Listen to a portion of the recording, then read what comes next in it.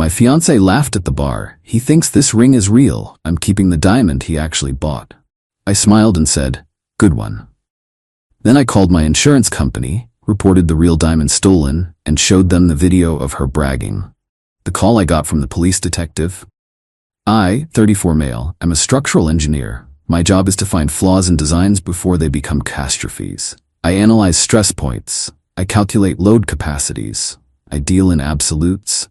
6 months ago, I proposed to my girlfriend of 4 years, Bianca, 30.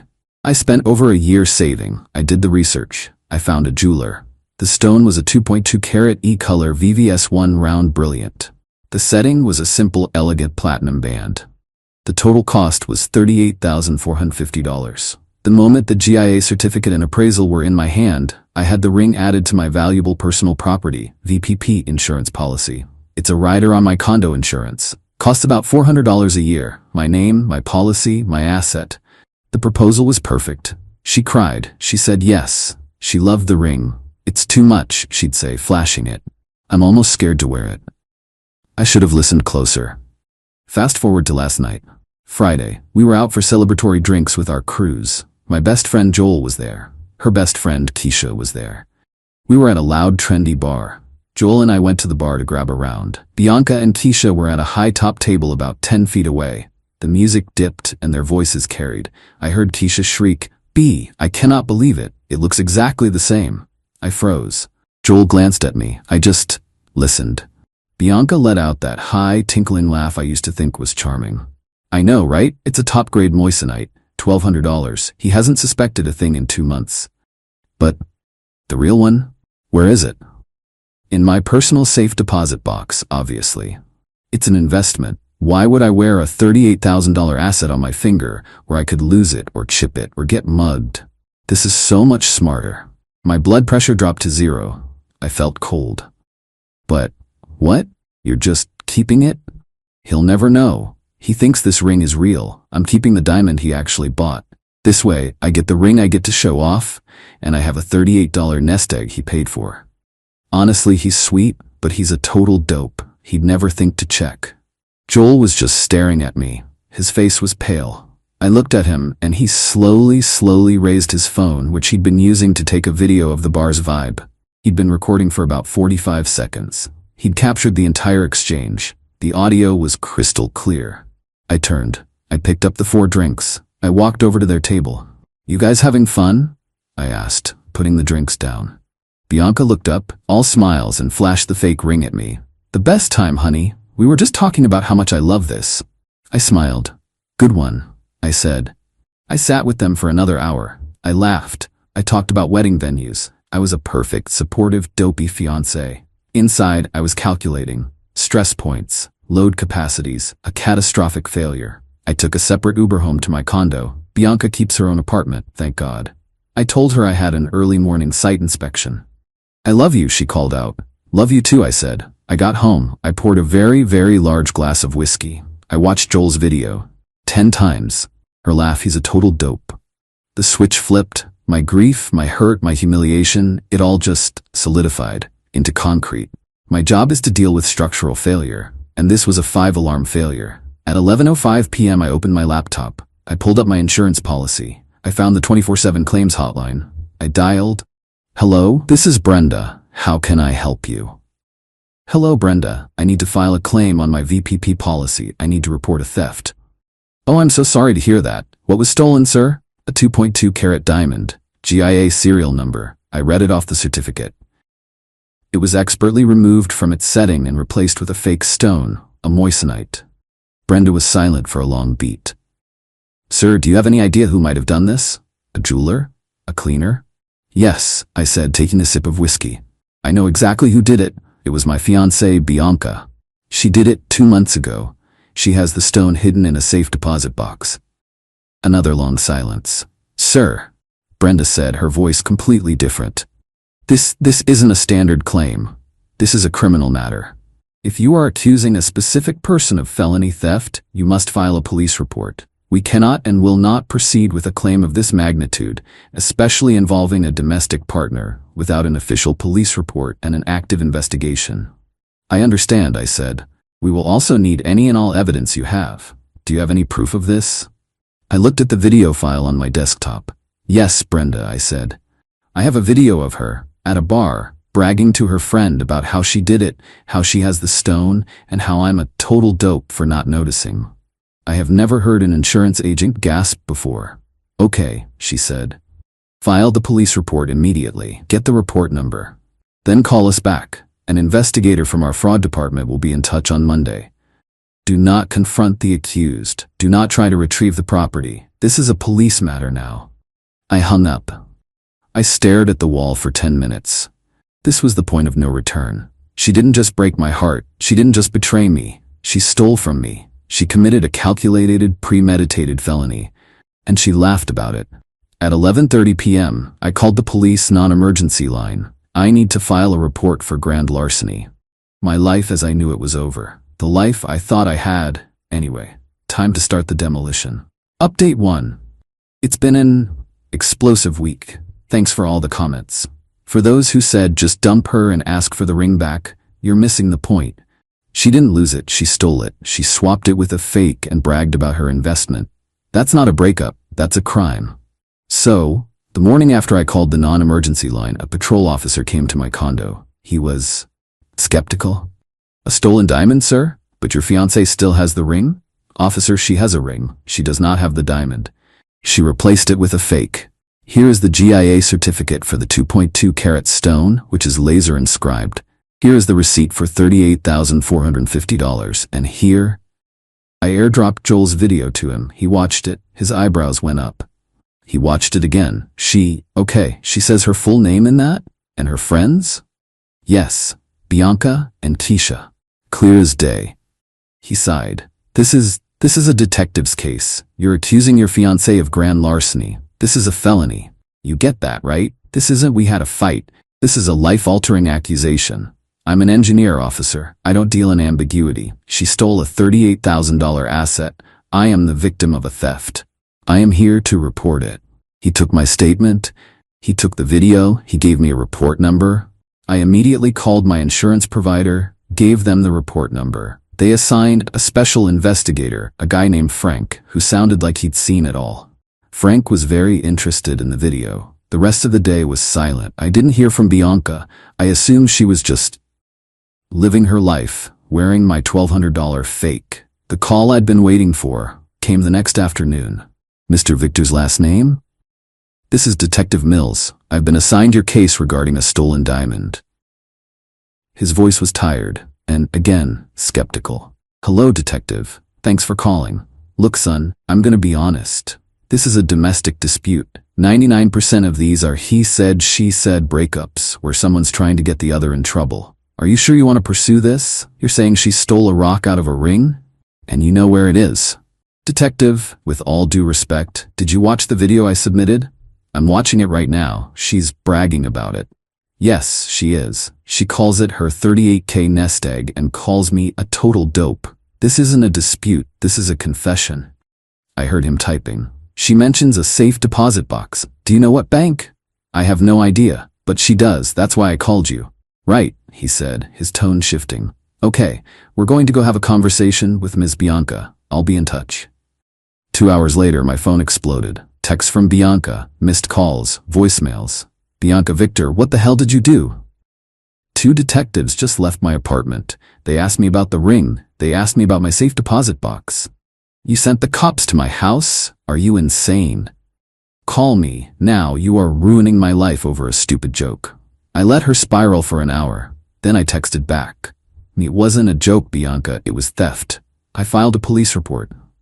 She called instantly. I answered. You psycho, she screamed. A joke. It was a joke. You were there. You heard me. You said good one. You knew I was kidding. No, I said, my voice dead calm. I didn't know. Where is the diamond, Bianca? It's safe. Oh my God, you're unbelievable. I was protecting it. I was so scared I'd lose it, so I got the moissanite to wear. I was gonna tell you. When? After the wedding? When you had a $38 nest egg that I paid for? I can't believe you're doing this. This is abuse, Victor. You're using the police to harass me.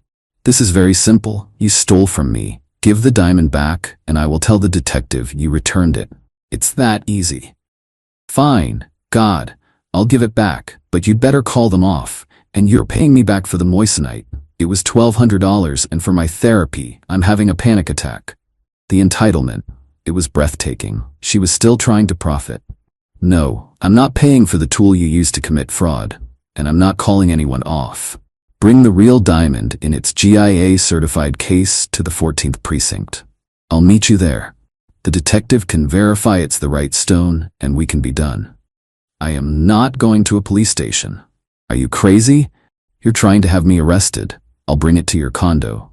Nope, the precinct. That's the only way. Otherwise, Detective Mills is getting a warrant for every safe deposit box under your name.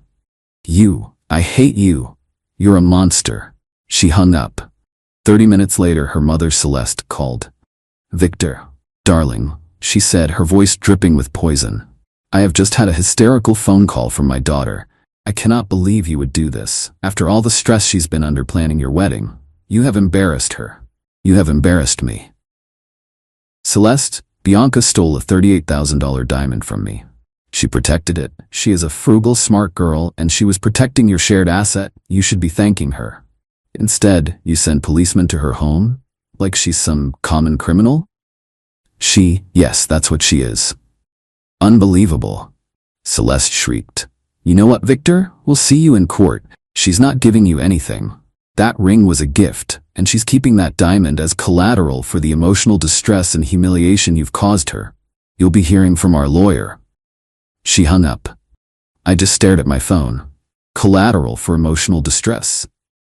I hit record on my phone's call log. It's legal in my state with one-party consent, which is me. I called Detective Mills. Detective? Victor last name. Just wanted to give you an update. I spoke with Bianca and her mother Celeste. Yeah? She cooperating? No. Her mother just informed me that they are, and I quote, keeping that diamond as collateral for emotional distress. So they've admitted to having it, and they've stated their intent to keep it. Detective Mills was silent for a long time. Son, I'm gonna go talk to a judge. Stop contacting them, and save that call log. The demolition is proceeding. Final update. It's been 4 months, I'm exhausted. But I'm free. This didn't end in a big, flashy explosion. It ended in a series of grinding, bureaucratic, and soul-crushing legal procedures. So, after Celeste's brilliant collateral threat, Detective Mills got a warrant. It wasn't hard. He had my video confession, and now he had a taped call, which my lawyer confirmed was admissible, of her mother admitting they possessed the stolen property and intended to keep it. They served the warrant on Bianca's bank, popped open her safe deposit box, and there it was. One small plastic baggie containing one 2.2 carat, E-color VVS1 diamond. The GIA inscription matched my certificate. Bianca was arrested and charged with grand larceny. This is where the realistic part of the story kicks in. It sucked. The police and the DA's office were not my allies. They were overworked. They saw this as a messy domestic case, even with the evidence. Bianca, a well-dressed, crying 30-year-old woman, looked like the victim to them, not the cold, calculating thief she was. Her family hired a shark of a lawyer. Their play was simple. It was a mistake, a silly prank. He's a vindictive, controlling ex. He's manipulating the system to punish her for leaving him. We hadn't even broken up yet when she stole it, but facts didn't matter. The entitlement from her and her family was nuclear. First, the failed work attack. I got a call from my firm's HR director. Victor, we received an anonymous complaint that you're unstable, using company time to harass an ex-partner, and creating a hostile environment. Thank God I'd been proactive. The day I filed the police report, I'd requested a meeting with my managing partner. I told him, my fiancée committed a felony. I'm reporting it. It's gonna be ugly. She is vindictive. I apologize in advance for any drama that spills over, but I'm handling it. My boss, an engineer to the core, just nodded. Keep your billing clean and don't let it affect the load calculations. So when HR called, I said, yes, that would be for my ex-fiancée, who is currently out on bail for grand larceny after stealing a $38,000 asset from me. Here's the police report number and the name of the DA handling the case. Please let me know if you need anything else. The complaint vanished. Then, the legal threats. Celeste's lawyer sent me a cease and desist, accusing me of harassment. My lawyer, yes, I had to get my own lawyer to navigate this, sent back a lovely letter that included a copy of the video and a transcript of Celeste's collateral phone call. The letter stopped. It dragged on for months. My diamond was in an evidence locker. The insurance claim was frozen. Finally, 2 weeks ago, we had the hearing. It wasn't a trial. Bianca's lawyer knew that video would destroy her in front of a jury. They were pushing for a plea deal. The deal: plead guilty to a lesser felony, return the property which was already in evidence, and in exchange, the DA would recommend probation, no jail time, given her clean record. But the deal hinged on one thing: my cooperation. Her lawyer requested a meeting. Me, my lawyer, Bianca, and her shark. She was diminished, pale, thin. The designer clothes looked baggy. Victor, her lawyer started, Bianca is prepared to plead guilty. She knows she made a terrible error in judgment. Bianca was just staring at her hands, crying, silently. She's scared. A felony conviction will ruin her career. She'll never work in marketing again. We're asking if you would be willing to speak to the judge on her behalf. Not to excuse her, but to frame it as a relationship dispute that spiraled, so the judge might be inclined to reduce it to a gross misdemeanor. No felony, just probation and restitution. I looked at her. Her shoulders were shaking. A prank, I said. That's what you called it. A joke. It was, she whispered, looking up. Her eyes were red. It started as a stupid prank, Victor. I was showing off for Keisha. And then you called the cops. And my mom, she reacted badly. I was gonna give it back. When? I asked. When were you gonna give it back, Bianca? You told Keisha it was your nest egg. You said I was a total dope. You didn't get a $1,200 moissanite for a one-night prank. I don't know, she wailed, tears streaming now. I was scared, I was stupid, but please, Victor, please don't let them ruin my life. I'll pay you back. I'll pay for the fake ring. I'll pay your lawyer. Please, you loved me once, didn't you? This was it. The moment of vulnerability, not just hers, mine. I felt nothing, just tired, like looking at a collapsed building. I'm not going to speak on your behalf, I said. I'm not going to ask for leniency, and I'm not going to ask for jail time. Her face fell. I'm going to submit a victim impact statement, I continued, looking at her lawyer. It will be factual. It will state that you stole a $38,450 asset. It will state that when caught, you and your family conspired to keep it. It will include the video of you bragging about my stupidity. It will include the audio of your mother's threats. It will state factually the emotional and financial toll this has taken. What the judge decides to do with those facts is up to him. I am done. Bianca's sorry face evaporated. The entitlement, the real Bianca, flashed. You cold-hearted bastard, she hissed. You'd really let me be a felon?